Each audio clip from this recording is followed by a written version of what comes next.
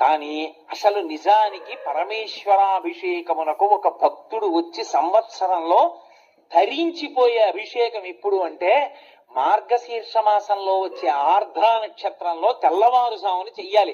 చిదంబరంలో నటరాజస్వామికి చిదంబరంలో మోక్షలింగము అని శంకరాచార్యులు వారు పరమశివుడి దగ్గర నుంచి 5 లింగాలు తీసుకొచ్చారు. ఆ 5 లింగాల్లో ఒక లింగమే ఇప్పటికీ శృంగేరిలో ఉంది. శృంగేరిలో ఉండి భోగలింగం అన్న పేరుతో అభిషేకం చేయబడుతోంది. కంచిలో ఉన్నది యోగలింగం, చిదంబరంలో ఉన్నది మోక్షలింగం. చిదంబరంలో ఉన్న మోక్షలింగానికి ఆర్ద్రాభిషేకము అని ప్రత్యేకం చేస్తారు.